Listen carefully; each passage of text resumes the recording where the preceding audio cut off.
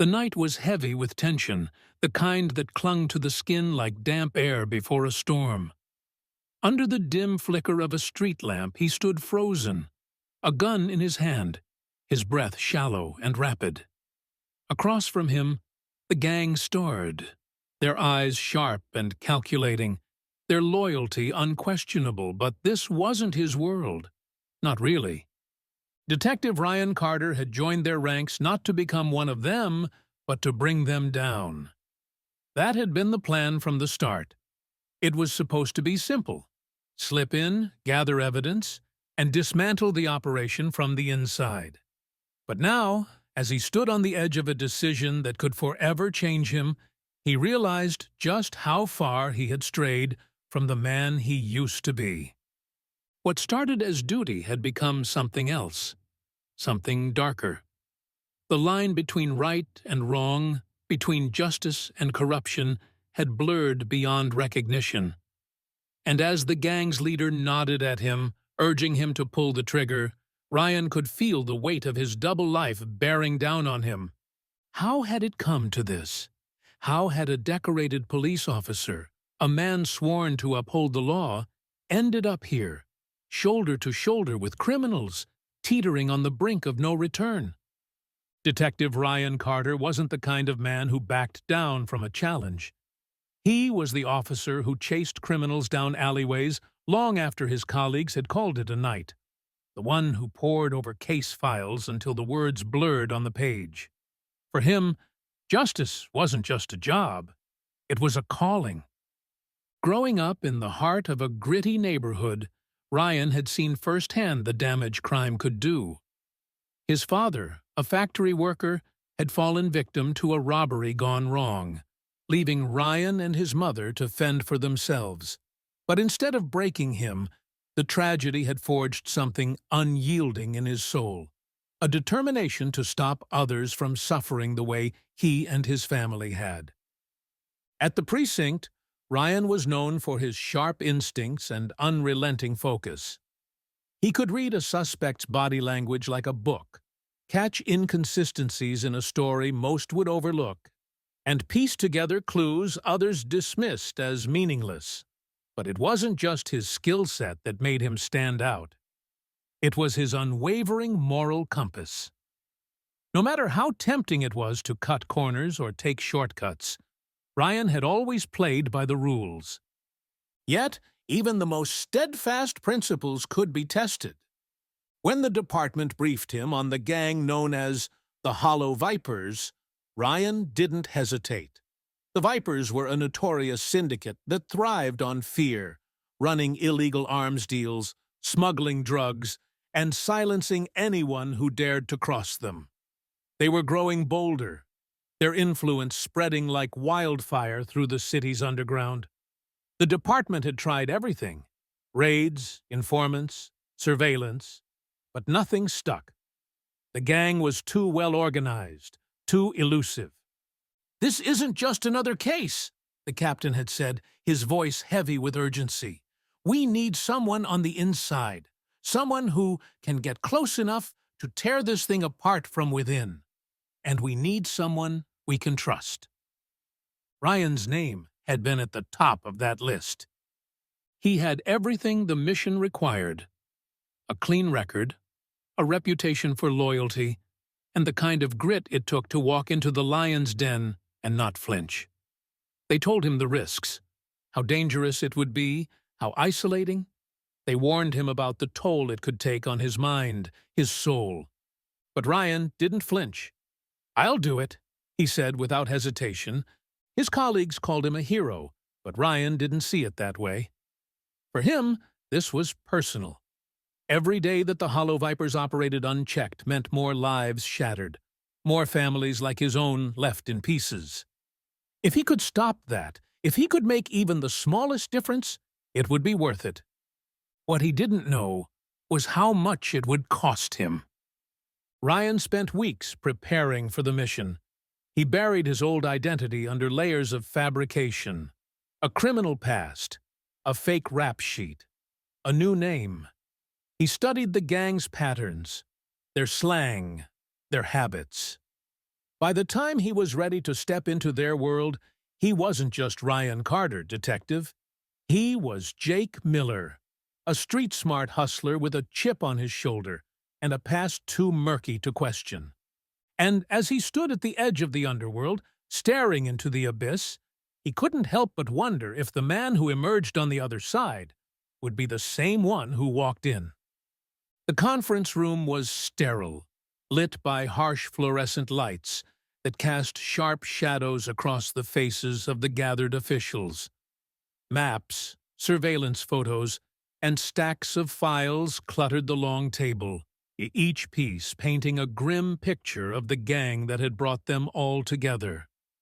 At the head of the table stood Captain Michaels, his presence commanding, his face carved with lines from years spent waging war on crime. Detective Ryan Carter sat among the senior officers, his expression neutral, but his mind racing. He'd been summoned without much explanation, and the weight in the room told him this was no ordinary meeting. "Gentlemen, this is about the Hollow Vipers," Michaels began, his voice firm, cutting through the low murmurs. He gestured to a map pinned on the wall behind him, dotted with red pushpins marking various locations across the city. Over the past 3 years, they've built an empire. Drugs, weapons, extortion, you name it, they're in on it. They're not just operating in our backyard. They're expanding, and fast. Ryan's gaze swept over the photos on the table. The faces of known gang members stared back at him. Tattooed men with hardened eyes, women with sharp smirks, and cruel reputations. But it was the leader's picture that stood out. A man in his late 30s, dark-haired, sharp-featured, with a charisma that made him look more like a politician than a crime boss. Elias Kane. The name was whispered in the streets with a mix of fear and admiration. "Kane's the key," Michaels continued, stabbing a finger at the photo. "Take him down, and the whole operation crumbles. But the problem is, he's untouchable. Every time we get close, he slips through our fingers. Informants won't talk, and our surveillance has turned up nothing solid. He's smart, always one step ahead." Ryan leaned forward, sensing the turn in the conversation. He knew where this was going. "That's why we're taking a different approach," Michaels said. His eyes landed on Ryan. "We need someone inside. Deep cover. Someone who can get close to Kane, gain his trust, and bring us the evidence we need to take him down for good." The room fell silent, all eyes on Ryan now. He straightened in his chair, meeting Michael's gaze without flinching. "I'm guessing you already picked your guy." Michaels nodded. "We did. You." Ryan wasn't surprised, but the weight of the assignment still settled heavily on his shoulders. He'd worked undercover before, but nothing like this. This wasn't just a couple of weeks posing as a low-level thug. This was long-term, deep, dangerous. "I won't sugarcoat it," Michaels said, pacing the room. "This mission will push you to your limits. You'll have to do things you're not proud of, things that'll haunt you. You'll be on your own most of the time with minimal contact from us. And if you slip up, if they even suspect you're not who you say you are..." He let the sentence hang in the air. Ryan didn't need it finished. He knew what would happen. He'd seen it before. "We've already built your cover," Michaels went on. "Your name is Jake Miller. You've got a record. Petty theft, assault, a couple of stints in county. Enough to make you believable, but not enough to make you untouchable. You'll be introduced through one of our informants, who still has some pull with the Vipers. After that, you're on your own." Ryan nodded slowly, taking it all in. The danger was obvious, but it was the moral dilemmas that lingered in the back of his mind. How far would he have to go to gain their trust? Would he cross lines he'd sworn never to cross? And if he did, Could he live with himself afterward? "You'll have rules," Michaels said, his voice firm. "Rules you don't break, no matter what. You keep your focus on the mission.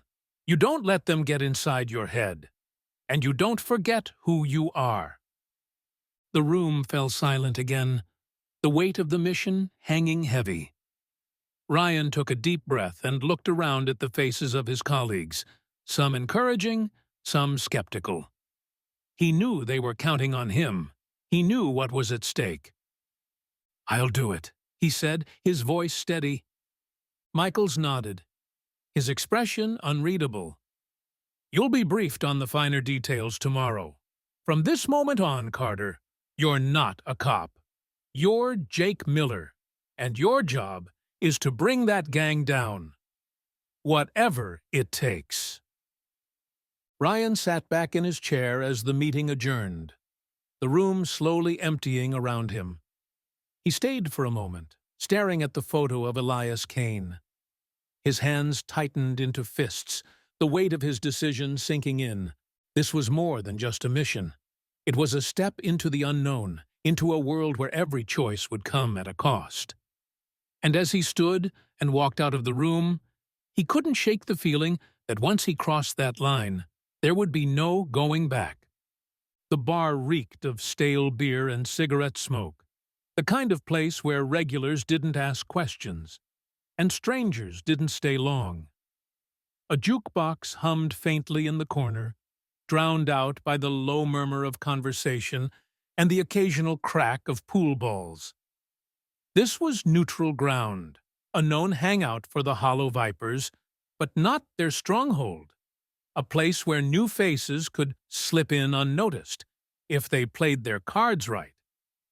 Jake Miller, the alias Ryan Carter had worn like a second skin for weeks now, walked through the door with practiced ease. He wasn't Detective Carter anymore. Not here. The stiff posture, the polished demeanor, the calculating gaze, he'd buried all of that under a mask of street-smart confidence. His shoulders slouched just enough to appear relaxed, his hands shoved into the pockets of a battered leather jacket. Jake's backstory was carefully crafted, but it needed to hold up under scrutiny. He was supposed to be a drifter, a hustler with a rough edge and a desperate need for a big score. And desperation, Ryan knew, was a language criminals understood. The informant, a wiry man named Travis, who owed the department more than a few favors, was already seated at a corner table. He was jittery, his leg bouncing under the table as his eyes darted to the door. When Jake slid into the seat across from him, Travis barely managed a forced grin. "You're late," Travis muttered, his voice barely audible over the bar's din. "Had to make sure I wasn't followed," Jake replied, his tone casual but his eyes sharp. "You said you could make the introduction. That still true, or are you wasting my time?" Travis flinched, but nodded quickly. Yeah. I told him about you. Said you've got skills they could use, but listen, these guys don't trust easy. You screw this up, and it's on me. Got it?" Jake smirked, leaning back in his chair. "Relax. Just get me in the door. I'll handle the rest." The introduction didn't take long. Within the hour, Jake found himself in the back room of the bar, face to face with two members of the Hollow Vipers. One was a lanky man with a thin scar running down his cheek, his sharp features twisted into a permanent sneer. The other was built like a bulldozer, his massive arms crossed over his chest as he loomed in the corner. The sneering man, who introduced himself as Lenny, leaned forward, his eyes narrowing as he studied Jake. "So you're the guy Travis says can get his hands dirty. That true?" Jake shrugged, feigning indifference. "Depends on the job. You paying or just asking questions?" Lenny chuckled, but there was no warmth in it. "You've got a mouth on you. Let's see if you've got the guts to back it up." The first test came quick. A fight. One of their lower-ranking members, a wiry kid with a chip on his shoulder, was sent to square off with Jake in the alley behind the bar. It wasn't personal, Lenny had explained, just business. They needed to see if he could handle himself. Jake didn't hesitate. The fight was short and brutal, and by the end, the kid was doubled over, gasping for air, while Jake stood over him, fists clenched and breathing hard. He didn't feel good about it, but he couldn't let that show. Instead, he spat on the ground and turned back to Lenny. "Is that enough? Or do you need more proof?" Jake said, his voice cold. Lenny grinned, clearly impressed. "Not bad, but that was the easy part." The next test was harder. They gave Jake a small package, something heavy wrapped in brown paper, and told him to deliver it to an address on the outskirts of the city. No questions, no mistakes. Jake took the package, his mind racing. He didn't know what was inside, and he didn't want to know. Drugs? Guns? Money? Whatever it wasn't legal. But he didn't have a choice. If he refused, the entire mission would collapse before it even began. The delivery went off without a hitch, but the tension gnawed at Jake the entire time. He didn't carry a wire, not for this kind of mission, but he knew he had to remember every detail for his reports. The address, the people, the way they exchanged words without really saying anything. When he returned to the bar, Lenny clapped him on the back with a grin. "Looks like you're not useless after all." By the end of the night, Jake had earned a sliver of trust. He was still an outsider, but they didn't look at him like a stranger anymore. They saw potential. But as Jake sat at the bar nursing a drink he didn't really want, he couldn't ignore the weight settling in his chest. He'd taken the first step into their world, but each step deeper felt like another crack forming in his own identity. And the worst part, he couldn't tell if he was walking toward justice or away from it. The days blurred together as Jake Miller became a fixture in the gang's operations. At first, it was the small tasks, mundane, almost forgettable jobs that most wouldn't think twice about. But every assignment was another test, another chance to prove he was one of them. The first real test came when Lenny tossed him the keys to a beat-up sedan one afternoon. "Drive!" Lenny barked, tossing Jake the keys without ceremony. "We've got a job to do." Jake took the car, his fingers tightening around the steering wheel as Lenny gave him a brief rundown. They were hitting a pawn shop on the edge of town. Nothing major, just a little intimidation to remind the shop owner who was in charge. It wasn't about the money, it was about control. As they rolled up to the shop, Jake's heart hammered in his chest. The plan was simple. Lenny and the others would go inside, rough up the owner a bit, and take whatever they wanted. Jake's job was to keep the engine running, ready to make a fast getaway. Inside the shop, he could hear the muffled shouts, the clink of metal as the gang did their work. His mind raced as he watched the rearview mirror, eyes scanning for any sign of law enforcement. He couldn't afford to be caught in the middle of this. He was supposed to be one of them. But that didn't mean he wanted to get arrested. The minutes stretched on. He checked the mirror again, the tension rising. Then, as if on cue, Lenny and the others stormed back out, their arms full of stolen goods. The back door slammed open, and Lenny jumped into the passenger seat, a satisfied grin on his face. "Go!" Lenny ordered, and without a second thought, Jake floored the gas pedal. The tires screeched as they tore down the alley, the roar of the engine drowning out everything else. Jake didn't look back, didn't check for cops. He just drove. It was a blur of turns, narrow streets, and gut-wrenching speed as they made their way to a safe house on the outskirts of town. When they arrived, Lenny slapped him on the back with a heavy hand, his grin widening. "You've got guts, Jake. Didn't even hesitate. I like that." Jake didn't smile. He couldn't afford to.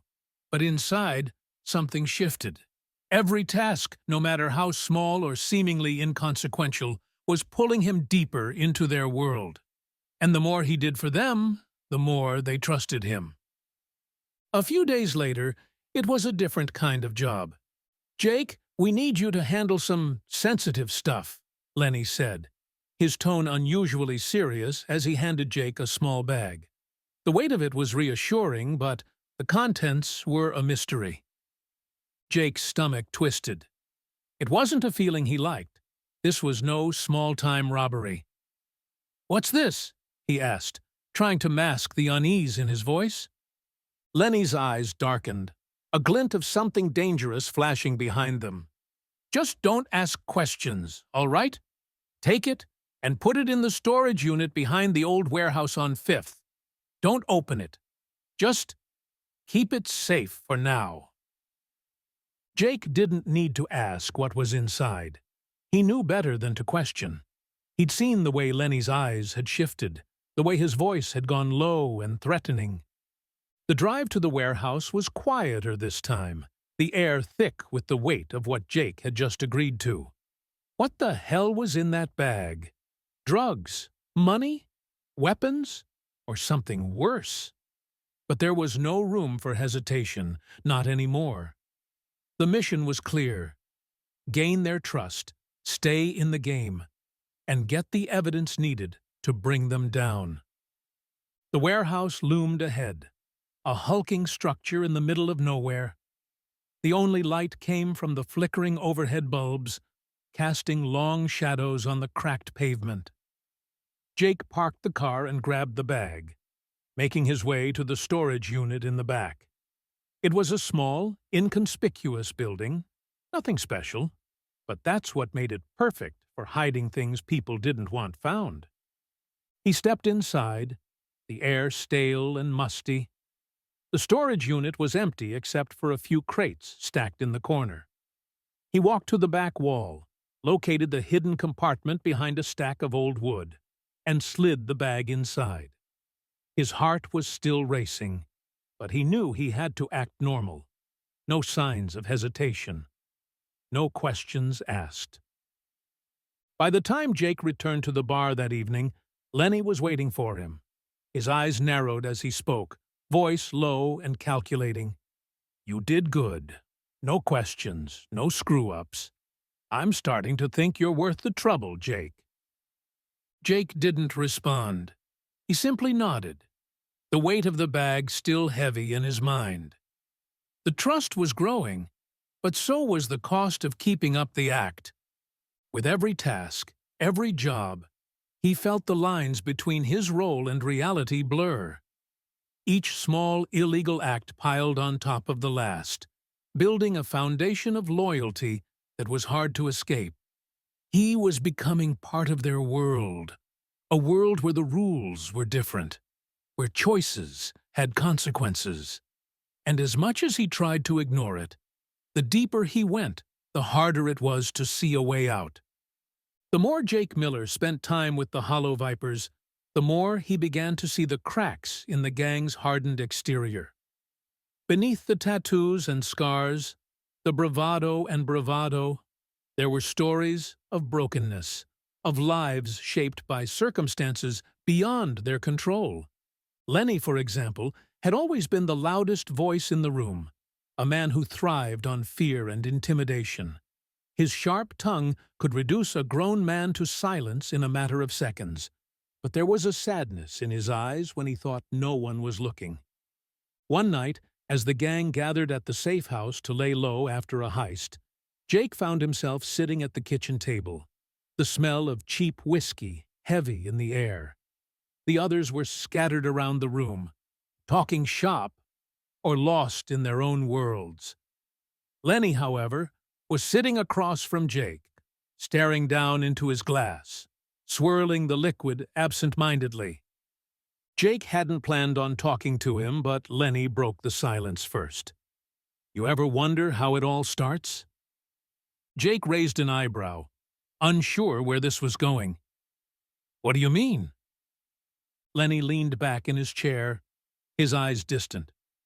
"I mean, how people end up here. In this life, I mean. He let out a dry laugh. I wasn't born a gangster, you know. Wasn't always like this. Jake was silent, studying him.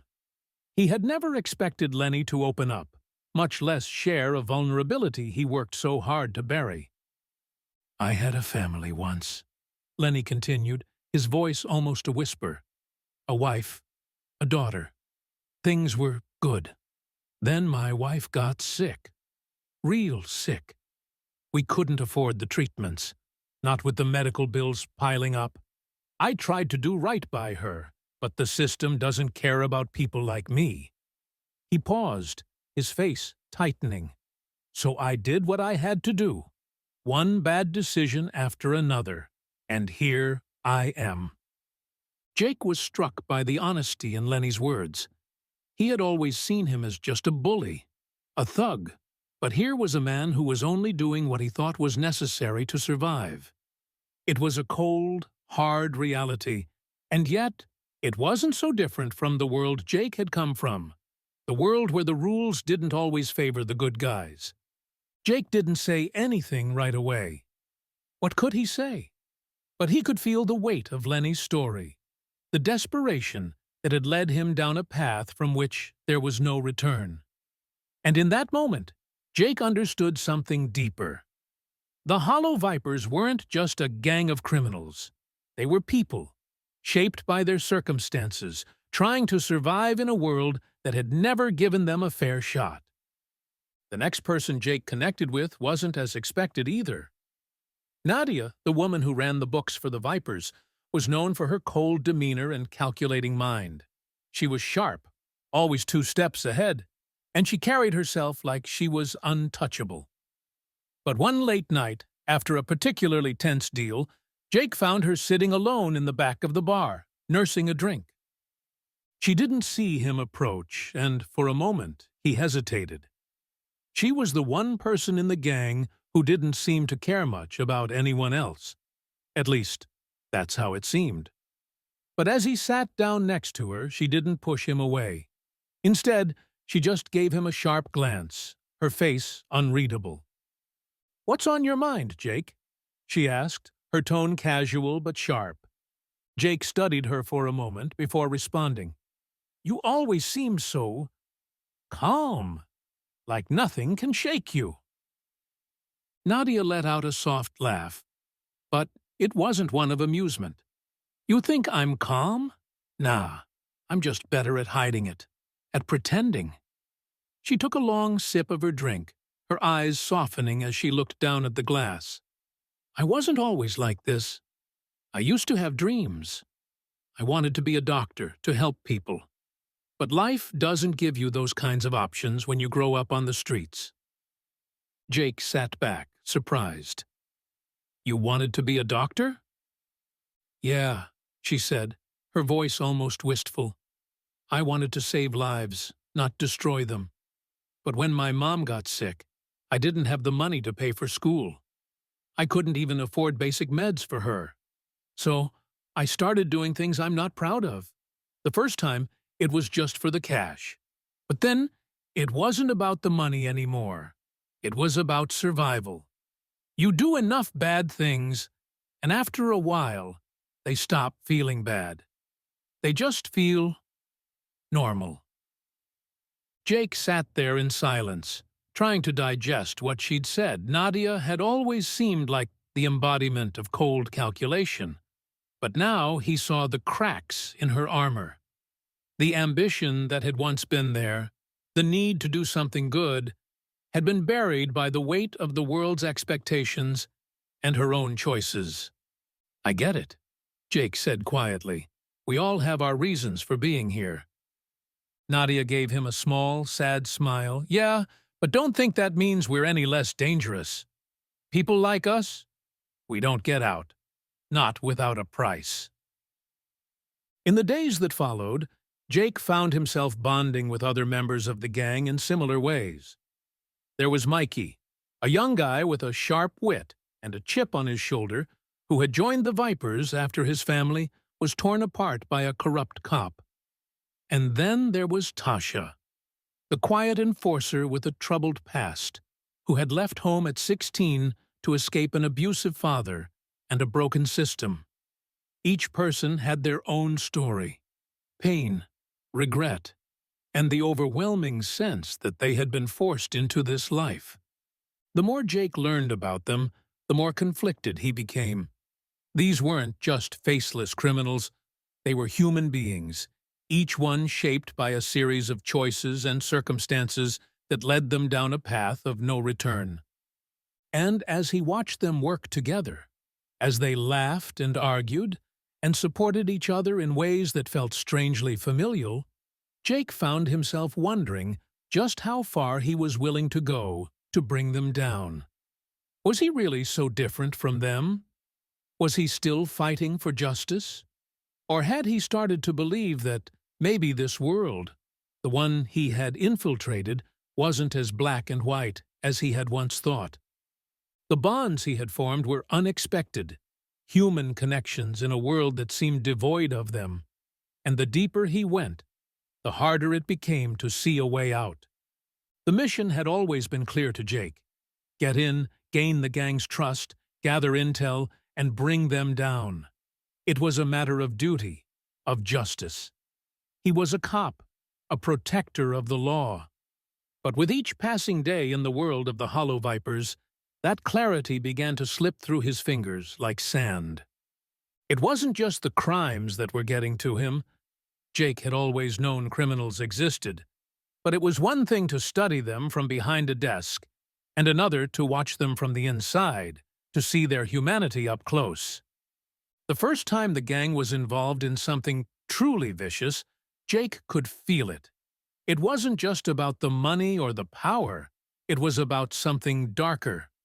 The Hollow Vipers had orchestrated a home invasion, targeting a local business owner who had refused to pay protection money. Jake had gone along with it, staying in the car as a lookout, but the sounds from inside, the screams, the violence, had rattled him. When Lenny and Mikey returned to the car, blood on their clothes and their faces tight with adrenaline, they didn't even talk about it. There was no remorse, no sign that what they had just done was out of the ordinary. "Get in, Jake," Lenny said, his voice a low growl. "We're done here." The drive back to the safe house was eerily quiet, the only sound the hum of the engine. Jake stared out the window, trying to shake off the image of the terrified family. The children who would be traumatized, the woman who had been dragged across the floor. But no matter how hard he tried to push it out of his mind, the memory lingered. Back at the safe house, as the others celebrated their haul, Jake couldn't shake the feeling that something had shifted inside him. The mission had felt less like justice and more like an endless cycle of destruction. These weren't the faceless criminals he had read about in reports.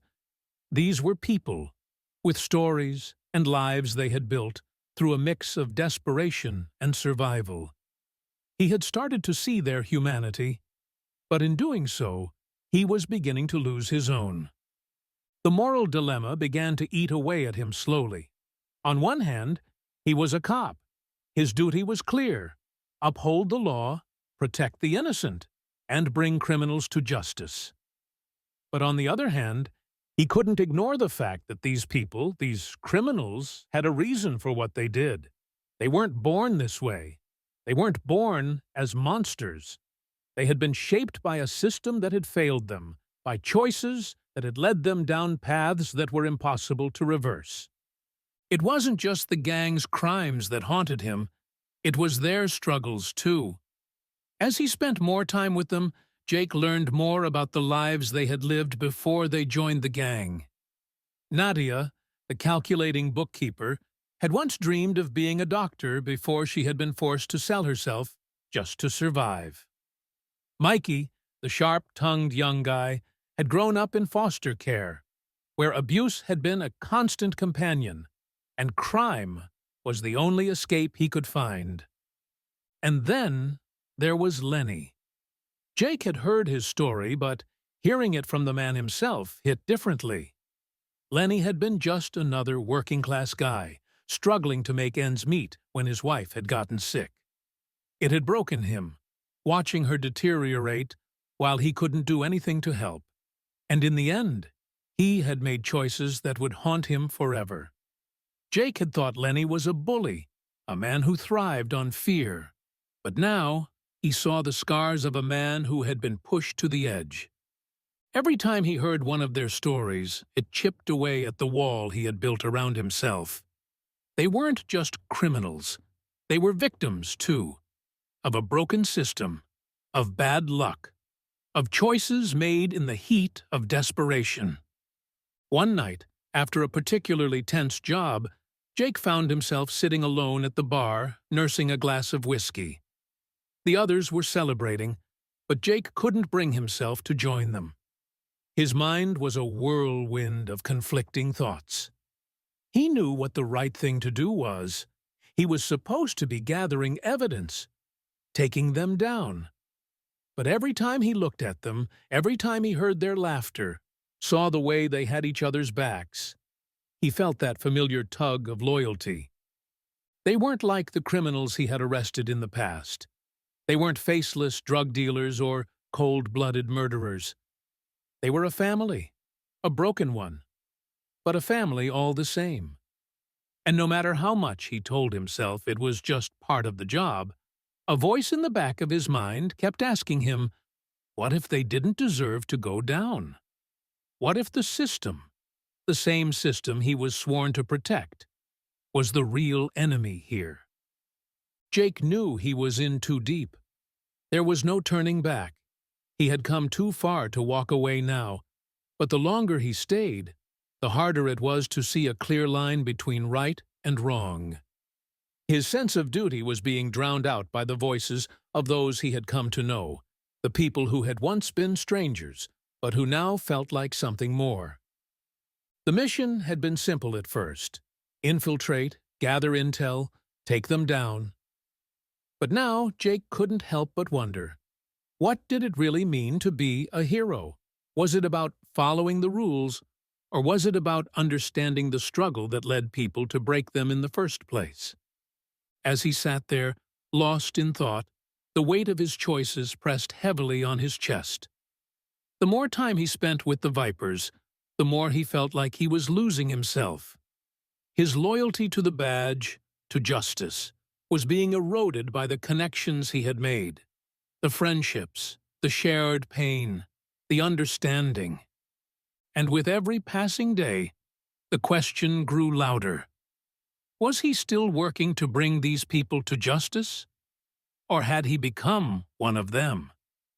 Jake had always told himself that he wouldn't cross the line, that he could play the part, gain their trust, and gather the evidence needed to take the Hollow Vipers down without compromising who he was. But somewhere, between the countless late-night jobs and the shared secrets, the lines had blurred. And now there was no turning back. The call came late one evening, just as Jake was beginning to think he might have a shot at getting out, at pulling the plug on this mission and going back to his old life. It was Lenny on the phone, his voice gruff, the urgency clear. "Jake, we need you," Lenny said. "There's a job, and it's big, real big. I need you with us on this one." Jake's stomach churned. The words "real big" were never good. In the world of the Hollow Vipers, it meant something dangerous, something irreversible. But he couldn't say no. Not now. Not when he had worked so hard to get this far. "I'm in," Jake said, his voice steadier than he felt. The plan was simple, at least on the surface. A local armored truck was scheduled to make a pickup at a high-end jewelry store downtown. The Vipers had tipped off a rival gang about the exact time and route, and the plan was to intercept the truck, take the cash, and disappear into the night. But as Jake stood in the darkened alley, the weight of his gun heavy at his side, he realized the situation was anything but simple. This wasn't a heist. It was an ambush, a cold-blooded act of robbery that could easily turn into something far worse. Lenny was pacing at the front of the group, the others standing in a tight circle, discussing the final details of the job.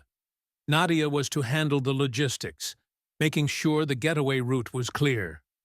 Mikey was going to handle the truck driver, while Jake, as the newest member, was tasked with— "Jake," Lenny said, his voice sharp, pulling Jake from his thoughts. "You'll be in charge of dealing with the driver. Don't screw it up." Jake's heart skipped. "What do you mean, deal with the driver?" Lenny's eyes locked onto his with an icy intensity. "You do what you have to do. Make sure he doesn't talk. Understand?" The implication hung in the air like a dark cloud. Jake had known what this meant. He wasn't just a lookout anymore. He was about to cross the line in ways he never thought he would. They waited in silence, each of them tense with anticipation. The seconds felt like hours as they huddled in the alley. The distant rumble of the armored truck growing louder. Jake felt the weight of his badge in his pocket. The one thing that still separated him from the rest of them. The one thing that had kept him grounded. But as the truck turned the corner and headlights illuminated the alley, that weight felt unbearable. Lenny gave the signal, and everything moved at once. The gang sprang into action, surrounding the truck with calculated precision. Mikey and Tasha rushed to the driver's side, yanking the door open and pulling the driver out with brutal efficiency. Jake's task was clear. Keep the driver quiet, keep the whole operation clean. But the look in the driver's eyes, fear, confusion, desperation, stopped him in his tracks. The man wasn't just an obstacle to be moved aside. He was a person, caught in a nightmare that had nothing to do with him. The truck driver stumbled, his hands shaking as he tried to make sense of what was happening. "What do you want? Who are you people?" he begged, his voice trembling. Jake's throat went dry. He knew what Lenny wanted, what they all wanted. But staring at the driver, his face pale with fear, Jake couldn't help but hesitate. "Please," the driver begged. "I've got a family. I'm just doing my job. Don't hurt me." Jake's eyes flicked back to Lenny. The message was clear. No witnesses, no exceptions. "Jake," Lenny said, his voice low and menacing, "you know what you need to do." Jake's heart pounded in his chest, his mind screaming at him to walk away, to stop. But the gang was watching him, waiting for him to prove his loyalty. He had come this far.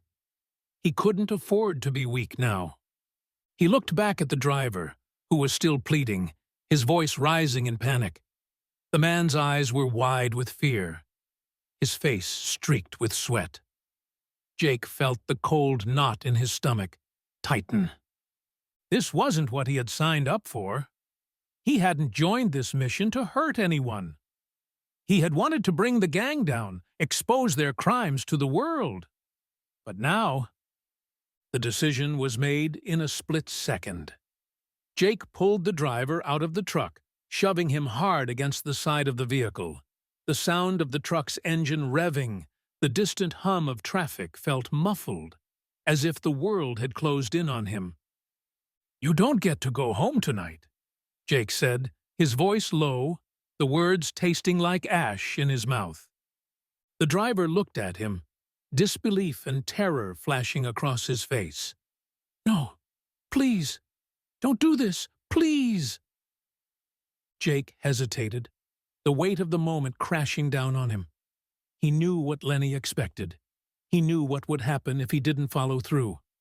But the voice inside him, the part of him that was still a cop, screamed at him to stop. He could hear the echoes of his oath, the promise he had made to serve and protect. But he did nothing. He couldn't. He was trapped. Trapped between the man he had been and the man he was becoming. With a sickening finality, Jake grabbed the gun from his side. The cold metal was too real, too heavy. He pointed it at the ground in front of the driver's feet, his hands shaking. The shot rang out, echoing in the empty alley, a loud, thunderous noise that seemed to reverberate in Jake's bones. The driver flinched, falling back onto the pavement in a dazed, terrified heap. Jake looked down at him, his breath coming in ragged gasps. And in that moment, the world seemed to shift. It wasn't about protecting the badge anymore. It was about protecting the gang, about keeping up the charade, about doing whatever it took to survive. Jake stood there, frozen, unable to shake the image of the driver's terrified face. He had crossed the line. He had done what he swore he never would. And the worst part was, he knew there was no coming back from this. Jake had crossed the line, and the consequences were more profound than he had imagined. What he had done, the actions he had taken to protect the mission, to keep his cover intact, had been irreversible. He couldn't undo the choices he had made, the crimes he had committed. But more importantly, he had earned the gang's trust in ways he hadn't anticipated. Lenny noticed it first. "You've got the right touch, Jake," Lenny said one night after a particularly lucrative job. The gang had successfully hijacked a shipment of high-end electronics, and the payout was enough to set them up for months. It had been a textbook operation, slick, fast, and violent in all the right places. As they sat around the table at the safe house, drinking and laughing, Lenny leaned back in his chair, his eyes narrowing with a mix of appraisal and something else Jake couldn't quite place. "You're not just the new guy anymore," Lenny continued, his voice low but filled with authority. "You've got potential. I think it's time you took a bigger role." Jake's heart skipped a beat. He had been expecting something like this, the reward for his loyalty, for his silence, for crossing that line. But hearing it out loud made it feel all the more real. He had made his bed, and now he would have to lie in it. "Big role?" Jake asked, feigning casualness even though his pulse was quickening. Lenny grinned, a dangerous glint in his eye. "We've got a shipment coming in next week. We need someone to handle logistics, to make sure everything goes smoothly. I trust you more than anyone else. You're ready." It was clear what he was offering. An elevated position, a chance to be more than just a part of the crew. It was a chance to step into a world far darker than he had ever imagined. And he took it. Jake found himself increasingly involved in the gang's operations, his role growing with every passing day. What had started as small tasks, driving getaway cars, handling minor logistics, became bigger responsibilities. Soon he was overseeing entire heists, managing the money trails, and even participating in operations that sent shivers down his spine. One of the first jobs that made Jake realize just how deep he had fallen involved arms trafficking. He had always known that the Hollow Vipers had their hands in various illegal enterprises, but to actually be a part of one felt like a betrayal to everything he had once stood for. The operation was set for a Thursday night. Jake, along with Lenny and a few trusted members of the crew, was tasked with intercepting a shipment of high-grade weapons from a rival gang. The weapons were valuable, and the gang's connections had ensured that the operation was supposed to go off without a hitch. But as the deal unfolded, things quickly spiraled. The rival gang, the Black Scorpions, wasn't willing to give up their goods without a fight. Gunfire erupted, chaos filling the air as the two sides clashed in the darkened warehouse. Jake found himself in the thick of it, ducking behind crates, firing his weapon to protect the team. He wasn't just playing a role anymore. He was a part of this world. The violence, the adrenaline, the blood. He was in it, and it felt like there was no turning back. When the dust settled and the money was counted, Lenny pulled Jake aside. His face was lit by the soft glow of the warehouse lights, and there was something in his eyes that made Jake uneasy. "You did good tonight, Jake," Lenny said, clapping him on the shoulder. "Real good. You're one of us now. The Vipers don't forget that." Jake didn't say anything, his throat tight. He wasn't sure if it was the adrenaline from the fight or the weight of Lenny's words. But the words lingered. One of us. From then on, Jake was involved in larger-scale operations. He was no longer just a cog in the machine. He was part of the decision-making process, a trusted member of the Hollow Vipers. He was sent to negotiate with other criminal factions to make sure deals went smoothly. He coordinated robberies, setting up everything from the locations to the escape routes. And with each job, he rose further in the gang's ranks, all while continuing to gather intel for his superiors. But there was a problem. The deeper Jake went, the harder it became to keep track of his original mission. What had started as a simple job of gathering information had become entangled with something far more complex: loyalty. The bond he had formed with the gang, especially with people like Lenny, Nadia, and Mikey, was undeniable. They had taken him in, shown him a world that was both dark and strangely comforting. They trusted him in ways he hadn't thought possible, and now he felt the weight of that trust on his shoulders. One afternoon, as Jake sat with Lenny and Nadia in the back room of the safe house, the conversation shifted from the usual logistics to something more personal. "You've been doing great, Jake," Nadia said, her voice cool but approving. "But there's one last thing you need to do." Jake raised an eyebrow, sensing that this wasn't just another job. "What's that?" Lenny leaned forward, his expression serious. "We're about to make a big move, taking down one of our biggest rivals. It'll put us on top for good. But it's risky, and we need everyone on board, including you, Jake." Jake's stomach tightened. He knew what this meant. This wasn't a simple job. This was a full-scale operation that could either make them the most powerful criminal syndicate in the city or bring everything crashing down. It was a dangerous move, and Jake knew it. But the more he thought about it, the more it seemed like the only way forward. He had already crossed so many lines. A part of him, maybe even a part he hadn't fully realized, was willing to cross a few more. The mission had shifted from taking down the Hollow Vipers to being a part of them. And in doing so, Jake found himself at a crossroads, one that led further into the world of crime he had once sworn to destroy.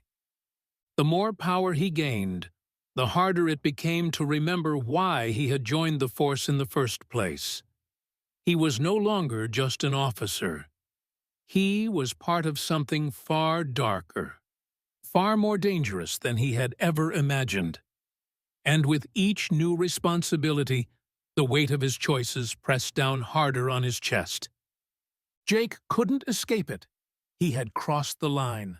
And now he was swimming in the very depths of the world he had once sworn to take down. The question wasn't whether he would make it out. It was whether he even wanted to. The Hollow Vipers had always operated with a mix of calculated chaos and ruthless loyalty. But in the weeks leading up to the discovery, something had shifted. Tension simmered beneath the surface, and Jake could feel it. The gang wasn't as tight-knit as they once had been. There were whispers, accusations, and the ever-present sense that someone within their ranks had been feeding information to the authorities.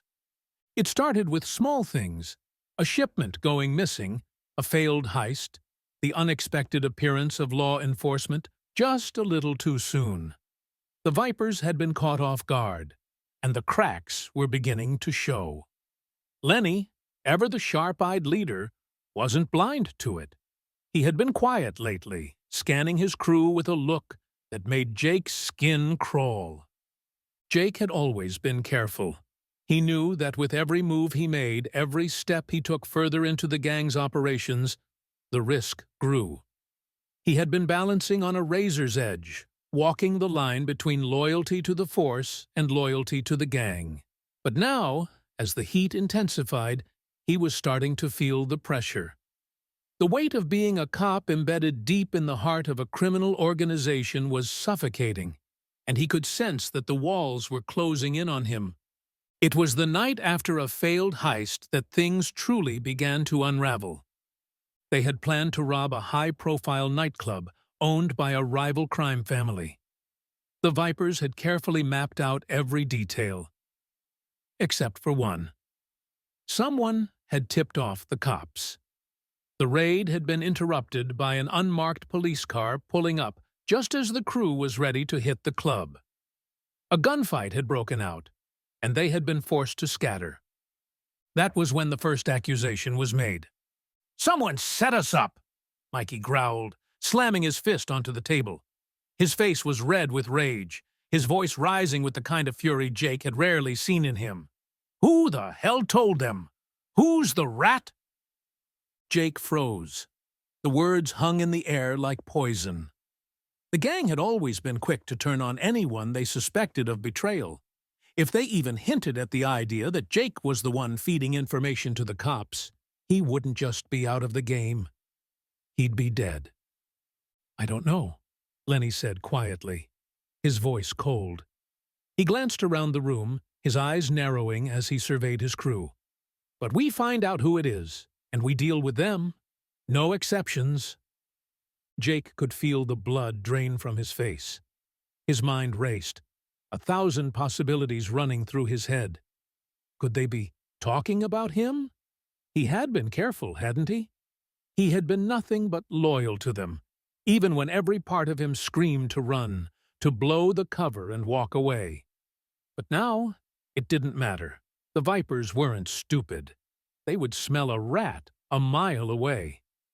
And Jake knew they had no patience for anyone who wasn't as loyal as they claimed to be. The gang's meetings turned increasingly paranoid after that night. Lenny's temper flared more often. Nadia and Mikey began to watch everyone more closely, their eyes scanning the room for any signs of weakness. Every word was scrutinized, every glance weighed. And the longer Jake stayed in the gang, the more it felt like everyone was watching him, waiting for a slip-up. Then came the first real test. One evening, after a successful arms deal, Jake was summoned to Lenny's office. He had expected a debrief, perhaps some words of approval for his role in the operation. But as he entered the dimly lit room, the air felt thick with something he couldn't quite put his finger on. Lenny was sitting behind his desk, his hands steepled in front of him, a quiet intensity in his eyes that sent a chill down Jake's spine. "Jake," Lenny said, his voice smooth but edged with something darker, something sharper. "We've got a problem." Jake's stomach churned. "What kind of problem?" Lenny leaned forward, locking eyes with him. "There's a rat in this crew, and we're going to find out who it is." Jake's pulse quickened, but he forced himself to remain calm. "Who do you think it is?" Lenny studied him for a long moment, his gaze unyielding.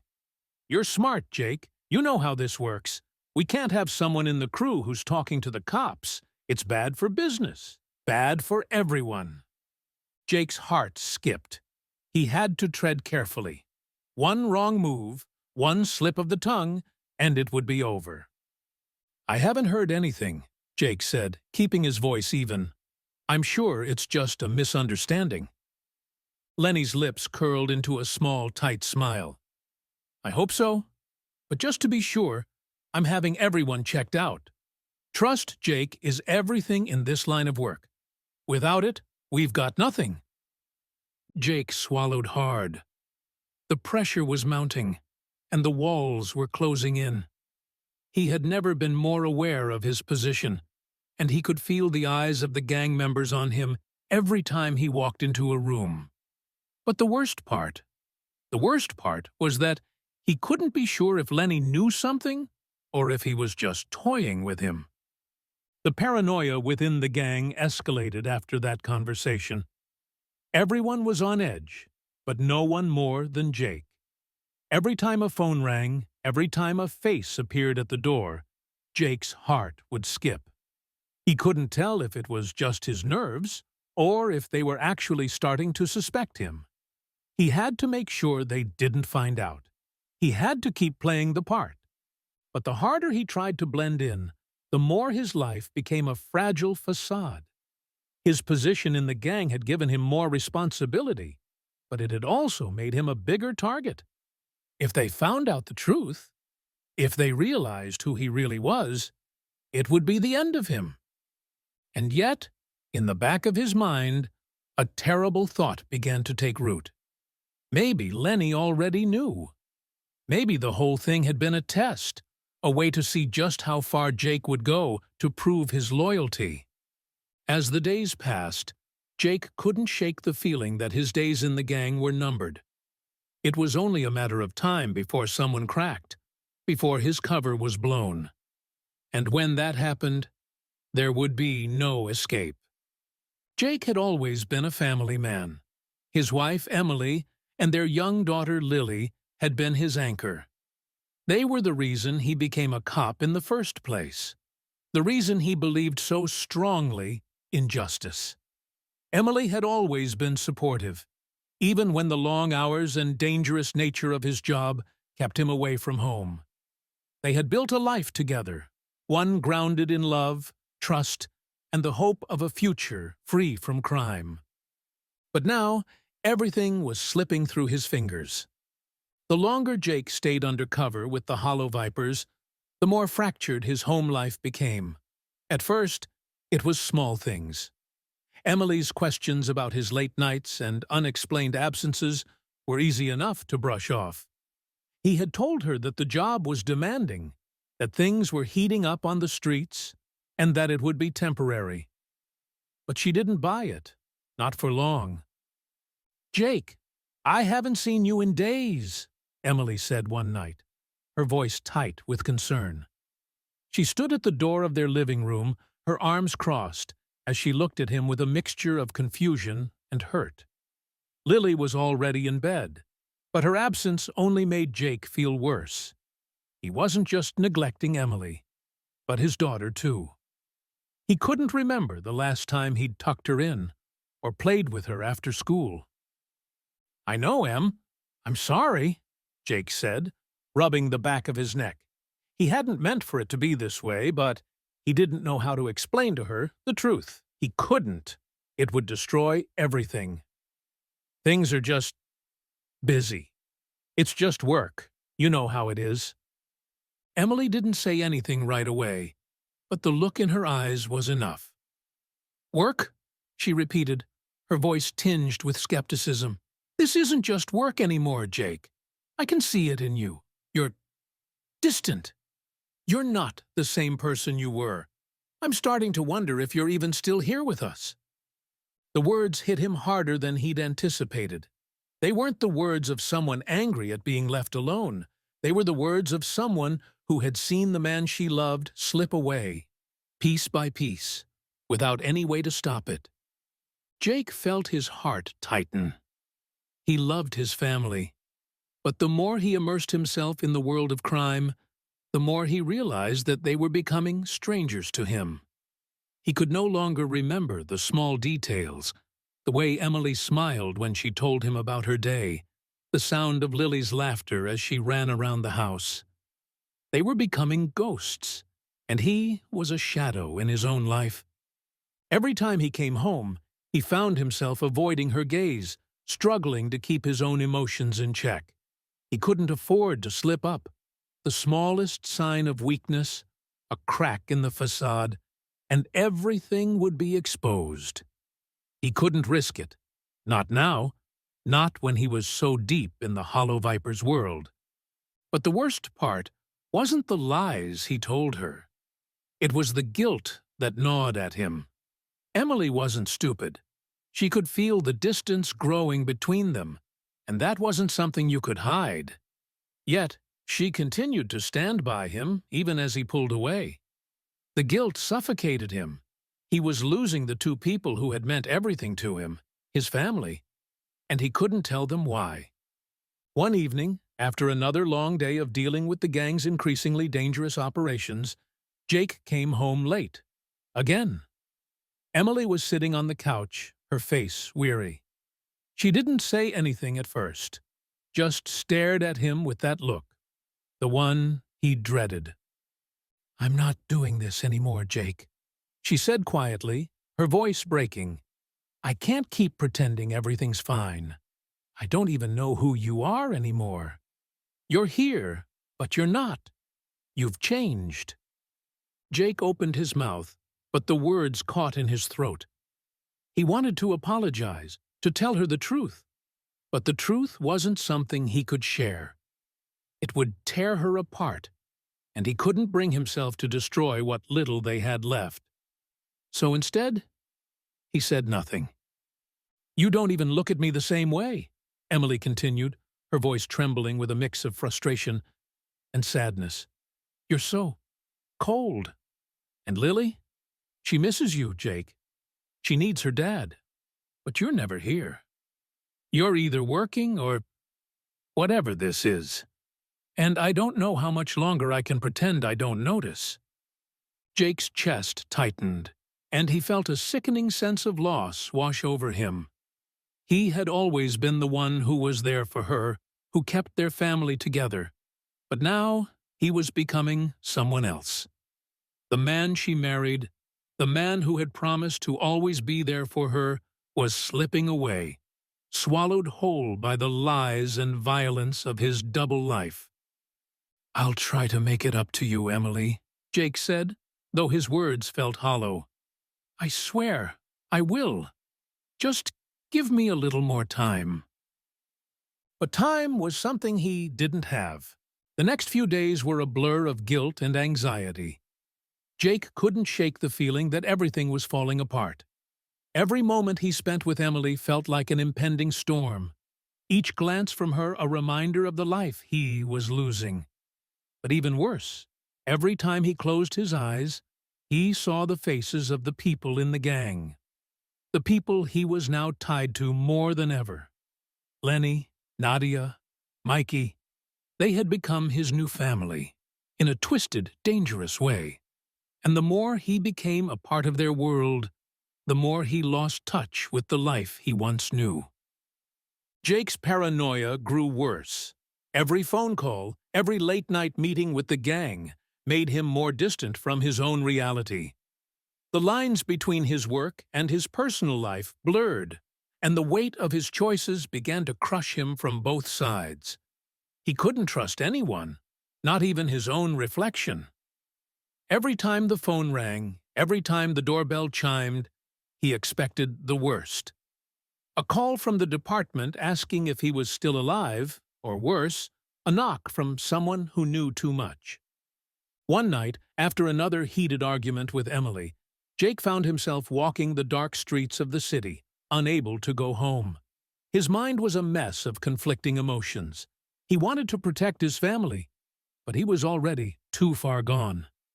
His double life was tearing him apart, and no matter how hard he tried to balance both worlds, he knew something had to give. And deep down, Jake knew.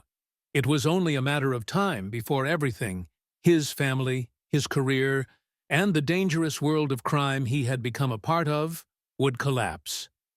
The Hollow Vipers had always prided themselves on being a step ahead of their competition, but this was something else entirely. This wasn't just another heist or a petty drug deal. This was the kind of operation that would shake the entire criminal underworld to its core. If they pulled it off, the Vipers would not only control the streets, they would own them. It started with whispers, rumors of a rare shipment, a massive stockpile of untraceable high-grade weapons worth millions. The kind of cash that could shift the balance of power in the criminal world. It was being stored in an old warehouse on the outskirts of the city, heavily guarded and under the radar.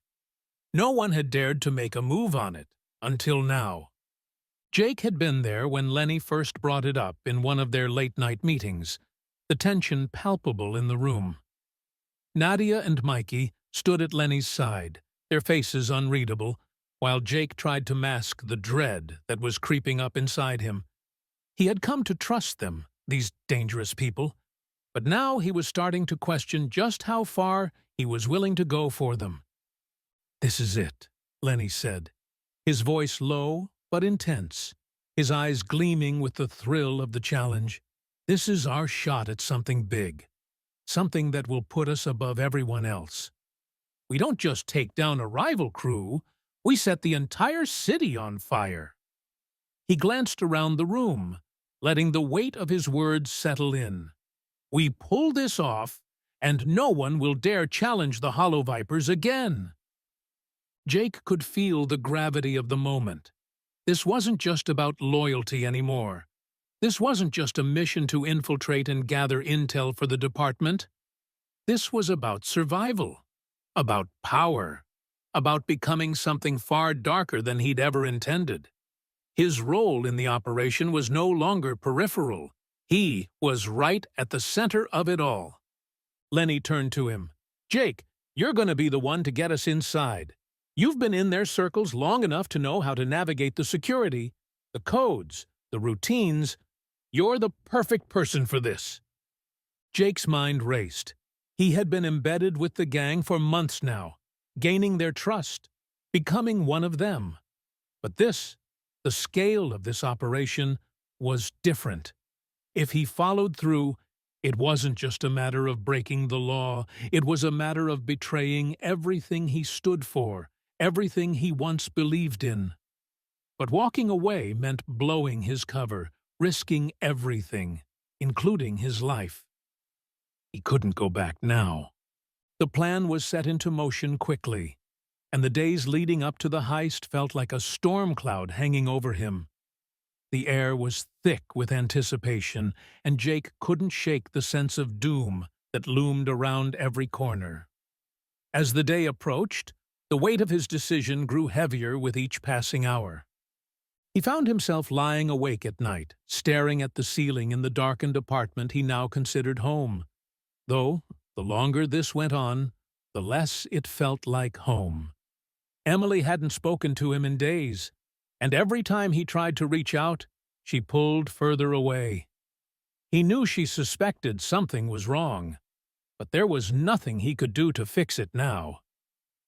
His phone buzzed on the nightstand, breaking his thoughts.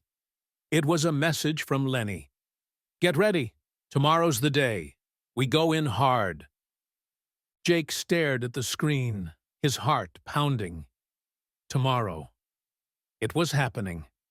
He couldn't back out now, not with the Vipers depending on him, not with his cover so deeply ingrained in their operations. But the more he thought about it, the more he wondered if there was still time to escape, to walk away, before it all became irreversible. The operation was meticulously planned, every detail laid out in precise steps. Jake's job was to get them inside the warehouse without raising suspicion, bypassing security systems, and getting past guards who'd been hired specifically to protect the shipment. Lenny had made it clear. Jake's knowledge of the target's security protocols, the codes, and the inner workings of their rival gang was invaluable. He was integral to the plan, and he couldn't afford to screw it up. The night before the heist, as the Vipers gathered at their hideout to finalize the details, Jake found himself growing more and more uneasy. Nadia, ever sharp and calculating, caught him staring off into space. "You all right, Jake?" she asked, her voice smooth but with an edge that made him uncomfortable. "You're looking like a man about to piss his pants. You're in deep now, no turning back." Jake forced a smile, but the nerves were eating at him. "Just tired," he lied. "You know how it is." Nadia didn't seem convinced, but she didn't press him further. Instead, she leaned closer, her eyes narrowing. "You've done a lot for us, Jake. This is your moment. Don't screw it up." Her words felt more like a warning than encouragement, and Jake couldn't shake the feeling that they were all waiting for him to make a mistake, for him to slip up. The pressure was suffocating. The next day, Everything moved at breakneck speed. The Vipers assembled in their designated vehicles, and Jake was right in the center of it all. He was to lead the crew to the warehouse, guiding them through every step, ensuring that the plan went off without a hitch. His heart hammered in his chest as they approached the target. Every nerve screamed for him to call it off, to turn back before it was too late. But he couldn't. The operation began.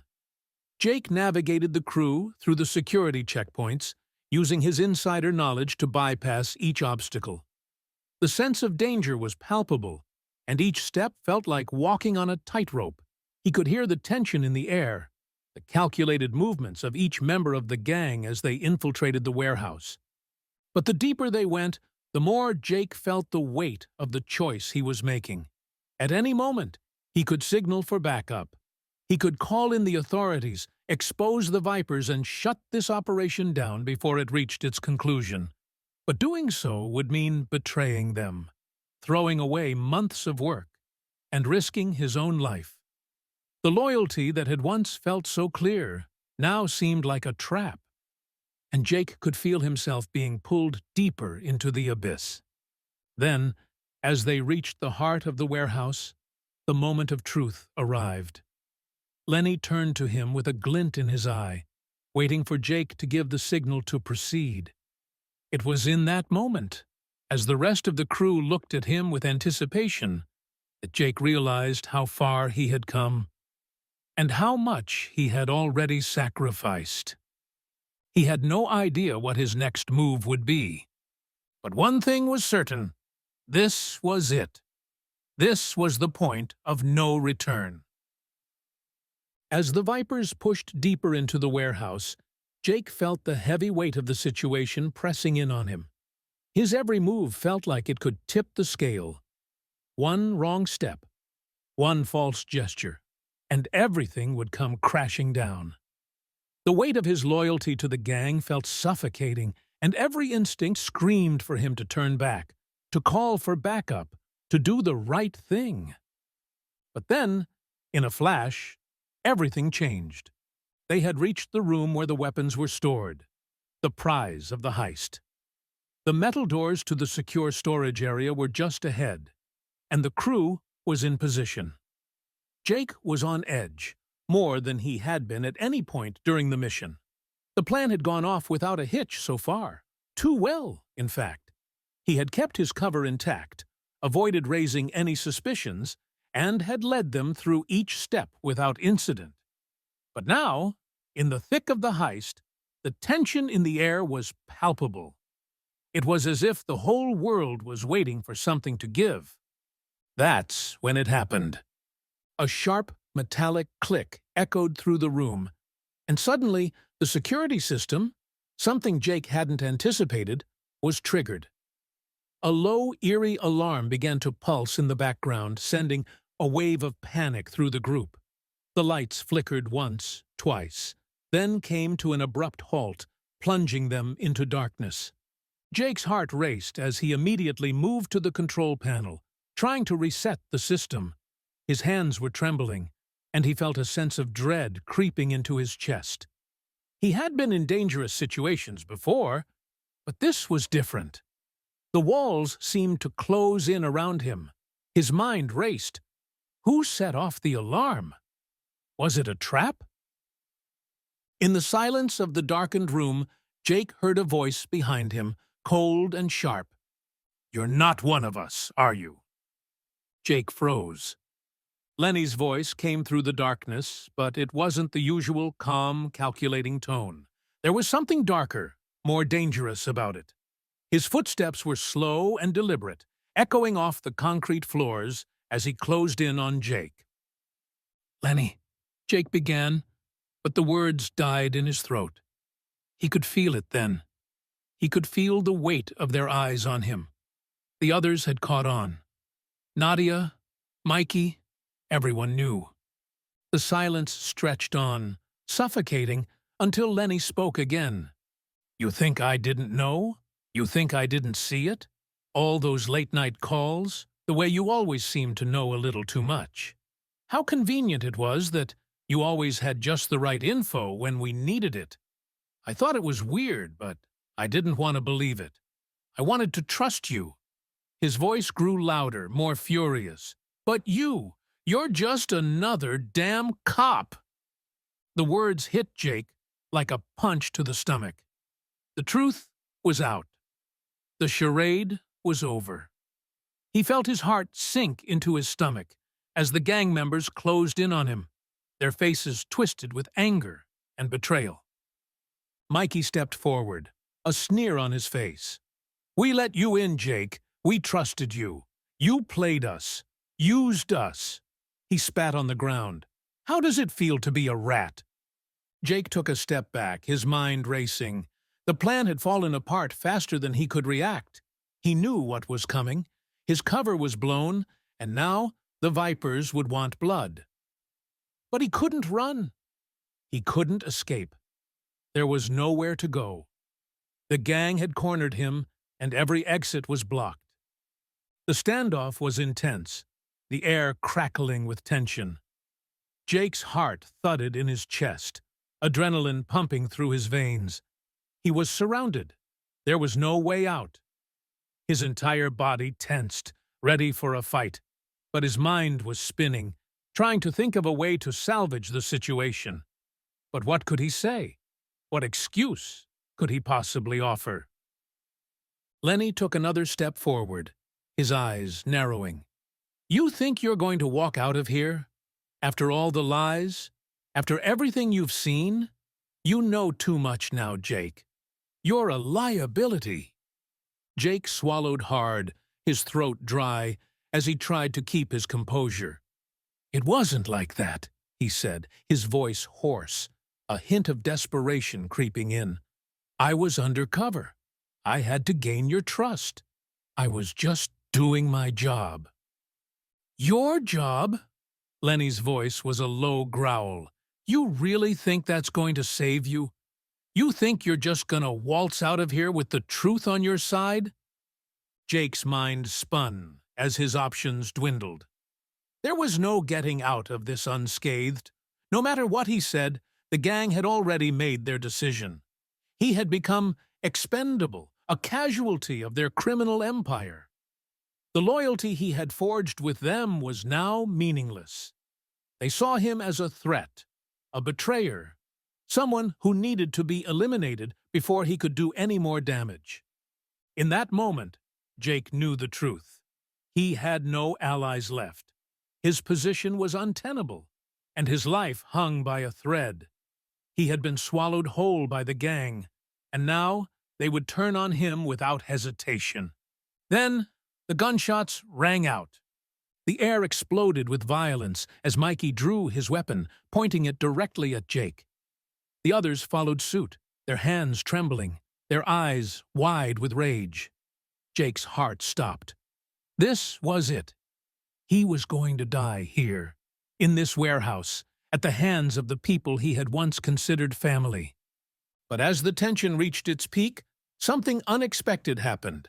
A shout echoed from the entrance of the warehouse, loud, commanding. "Freeze! Police! Drop your weapons!" Jake's heart skipped a beat. For a split second, he thought he was hallucinating.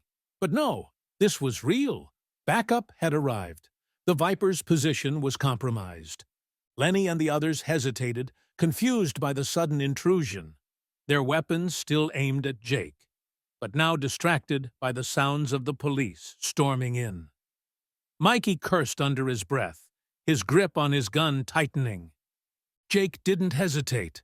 In one swift motion, he raised his hands, shouting at Lenny, "They're coming! We're surrounded! You have to get out of here!" It was chaos. The gang, disoriented by the arrival of the police, scrambled to react. Jake knew this was his only chance. He had to act quickly. He dove toward the ground, narrowly avoiding the barrage of bullets that followed. He rolled into cover, the air thick with the sound of gunfire and shouting. But in the confusion, Jake saw Lenny's face one last time. The rage in his eyes, the betrayal, the realization that the officer had set them all up.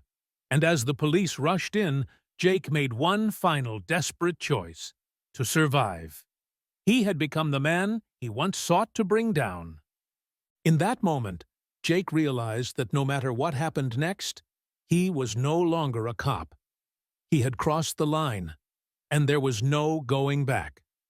The air was thick with smoke, the acrid scent of gunpowder lingering in the dimly lit warehouse as Jake lay on the cold concrete floor. His body ached, the adrenaline fading as pain took its place. The world around him felt muffled, like he was submerged underwater.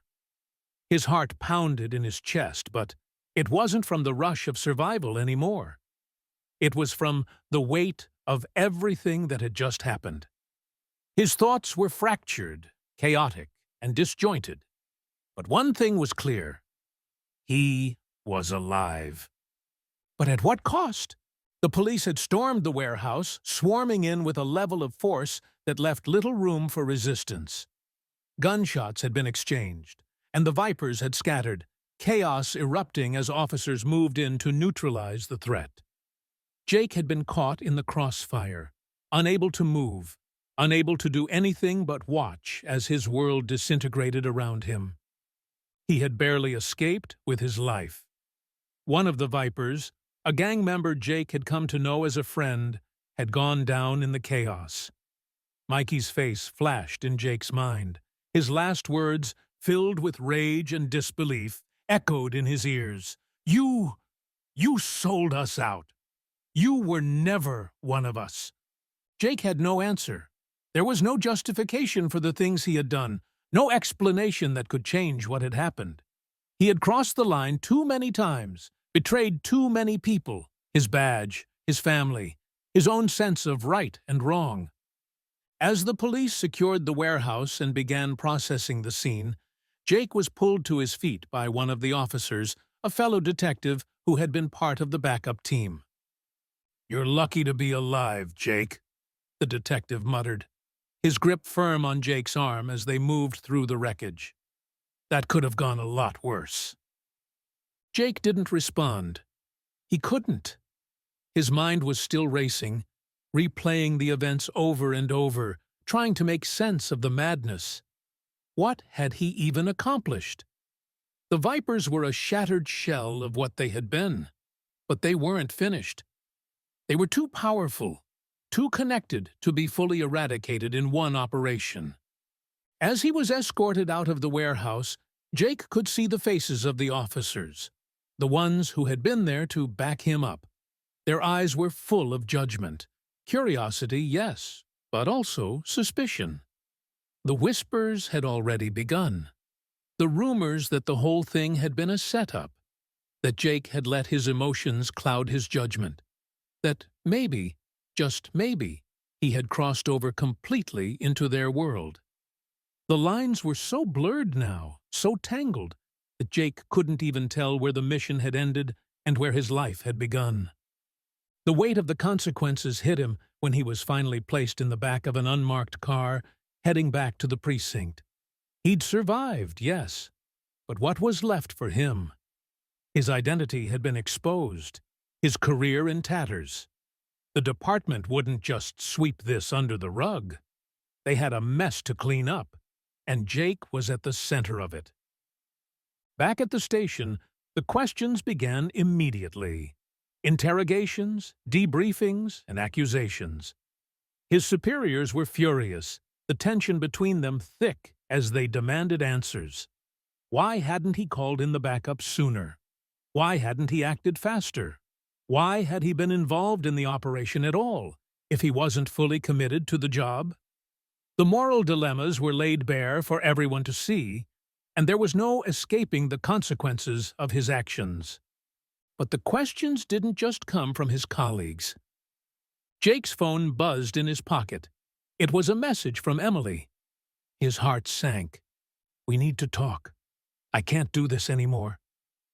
He felt the sting of those words like a physical blow. He had already lost so much. His family, his friends, his career, they were all slipping through his fingers, torn apart by the choices he had made. He had thought he could handle it, that he could balance the two worlds. But now, In the quiet aftermath, it became clear just how far he had fallen. Jake had no answers. He had no way of fixing what had been broken. He had allowed himself to become something he hated. And now, there was no going back. The gang had been crippled by the raid, but not destroyed. Lenny had managed to escape, slipping away in the chaos like the slippery snake he was. The Vipers were wounded, scattered, but their empire was far from over. The operation had been a failure in many ways, but it had also exposed something far more dangerous. The officer who had crossed too many lines and had now become part of the very thing he had set out to dismantle. Jake had survived, but in doing so, he had lost everything. His sense of duty, his moral compass, everything that had once defined him was gone. He wasn't a cop anymore. He wasn't part of the gang. He was something new, something in between, and the price he had paid for survival was far higher than he could have ever imagined. As the hours dragged on, the reality of what he had done settled in. The officers at the precinct couldn't look at him the same way. The department would have to distance itself from him, distance him from the very badge he had sworn to uphold. His life, as he had known it, was over. The only thing that remained was the question of whether there was still a place for him in this world, or if he had already burned every bridge he had ever crossed. And through it all, one thought kept creeping into his mind. Was it all worth it? Jake didn't have an answer. Jake sat alone in the small, dimly lit room of his apartment, staring out the window at the city skyline. The noise of the world outside felt distant, as if he were watching it all unfold from behind a glass wall, unable to touch it, unable to feel a part of it anymore. His hands trembled as they gripped a glass of whiskey, the amber liquid swirling inside, mocking him with its simplicity. He used to be able to trust everything, to trust his instincts and his badge. But now, it all seemed like a distant memory, something that belonged to a man he no longer recognized. The events of the past few days, the violence, the lies, the choices, replayed over and over in his mind. Every decision had led him here, to this moment, to this place, where the lines between right and wrong had become so indistinct that he couldn't tell where one ended and the other began. Jake had entered the gang with the belief that he was doing the right thing. He had believed that his mission was clear: to protect, to uphold the law, to stop the criminal enterprise that threatened his city. But now, in the quiet aftermath, he wondered if he had ever truly understood what justice meant. His hand moved to his chest, where his badge used to be, but now it felt like a foreign object. He had worn it proudly once, knowing it represented something pure, something sacred, but it had become a weight, a symbol of everything he had lost. The badge no longer felt like a shield. It felt like a scar. The gang was in tatters, but not gone. They would rebuild, as they always did. Lenny had escaped, and though the operation had shaken their operations, Jake knew it was only a temporary setback. They were a symptom of something much larger, something systemic, that couldn't be eradicated in a single raid. And the truth of it all settled heavily in Jake's mind. No matter how many times they took down a gang, no matter how many times they arrested the bad guys, the cycle would continue. Crime, corruption, power, these were the things that never truly disappeared. They only morphed, adapted, found new ways to survive. Jake leaned back in his chair, closing his eyes. The faces of the gang members, the ones who had trusted him, who had welcomed him into their fold, haunted him. Mikey's face flashed before his eyes. The look of betrayal still burned into his memory. You were never one of us. That truth stung. In the end, he had become just another casualty of his own choices. He had been so focused on the mission, so determined to bring justice, that he had lost sight of the people involved. He had thought of them as criminals, enemies to be taken down. But they were more than that. They were human beings, trapped in their own circumstances, their own choices. They had their own stories, their own pain. And so did he. Jake had learned, perhaps too late, that justice wasn't black and white. It wasn't as simple as a badge and a gun, a good guy versus a bad guy. It was murky, complex, and often cruel. The law was supposed to protect, but in the pursuit of justice, it had destroyed him. He had torn apart everything he had once believed in. And for what? A fleeting victory? A gang dismantled only to be replaced by another? A career ruined and a family lost? He had gone undercover to do the right thing. But now, in the silence of his apartment, he wondered if he had ever known what the right thing truly was. The mission had changed him. In ways he didn't want to admit, it had pulled him into the very darkness he had sworn to fight against. He had betrayed his badge, his friends, his family, and ultimately himself. He had crossed lines he couldn't uncross, made choices that had no undoing. And now, as the consequences of those choices settled over him like a heavy fog, Jake understood that there was no going back. The man he had been before the mission no longer existed. The officer who had been so sure of his path had been consumed by the very world he had hoped to destroy. In the end, Jake realized, justice was never about the triumph of right over wrong. It wasn't about the people you arrested, or the gang you took down. It wasn't even about the law, or the badge. It was about the price you paid along the way. And sometimes, the price was too high to ever repay. Jake took another sip from his glass, the bitter liquid burning as it slid down his throat. He wasn't sure what came next, or if there even was a next. But he knew one thing for certain. His journey had ended, and he had paid the price for his choices. And in the silence that followed, he understood the one bitter truth he had failed to see until now. In the end, there was no easy answer. There were only the choices we made, and the consequences we lived with. The city outside Jake's apartment window was quiet now, the chaos of the past few days giving way to the soft hum of the night. The streets were bathed in the cool glow of streetlights, casting long shadows on the pavement below.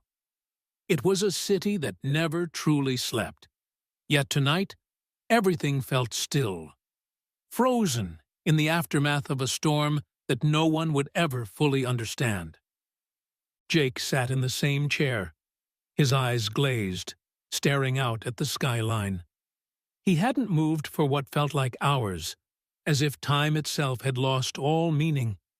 The world around him had gone on, as it always did, unaffected by the choices he had made. But for Jake, everything had changed. His life was now an echo of the man he had once been, blurred, fractured, lost in the aftermath of a war between his duty and his humanity. The sound of a door creaking open broke the silence. Emily stepped into the room, her face soft with sorrow. She hadn't said much since the message, since the moment she realized just how far Jake had gone, how far he had fallen. The distance between them was palpable, a gulf that no words could bridge. She stood there for a moment, looking at him, the pain in her eyes undeniable. Jake didn't move.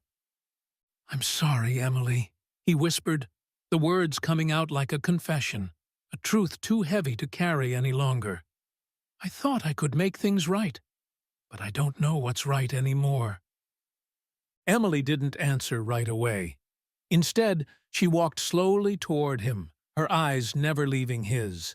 When she finally spoke, her voice was steady, but her words hit harder than any blow. "You don't get to fix everything, Jake," she said softly. "Sometimes, the damage is too great. Sometimes, There's no going back. Jake's throat tightened, and he bowed his head, as if the weight of her words had finally broken through. He had been living in a haze for so long, trying to outrun the truth, but now it was staring him in the face. There was no redemption, no second chances. Emily's gaze softened, a sad smile pulling at the corner of her lips. I loved you, Jake. I really did, but I don't know who you are anymore. She turned and left, the sound of her footsteps echoing in the hallway, leaving Jake alone in the silence.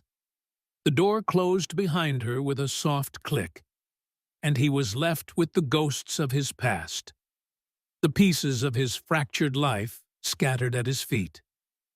Jake sat there for what felt like an eternity, but in truth, it was only moments. He stared at the city outside, so full of life, so full of promise, and yet so empty, so distant now. The streetlights flickered, casting long shadows that stretched across the pavement like tendrils, reaching out for him, pulling him deeper into the dark. His phone buzzed in his pocket, but he didn't reach for it. It was another call he didn't want to answer, another person who wanted answers he couldn't give. The world was full of questions, questions he couldn't escape, questions that would follow him for the rest of his life. What is justice? Who do you protect when the line between right and wrong is so thin, so fragile, that it shatters with every decision you make? The truth, Jake realized, was something he would never fully understand. It wasn't about the badge, or the gang, or the law. It wasn't about the things he had lost, or the things he had gained. It was about the choices that had led him here, to this place where no answer could undo what had been done. And so, as the city continued its endless hum, Jake sat in the silence, alone with his thoughts, his regrets, and his broken past. The weight of his choices hung heavy on his shoulders, and for the first time in a long while, he wondered if redemption was even possible, or if it was just another illusion, another lie we tell ourselves to make sense of the world. What price are we willing to pay for justice?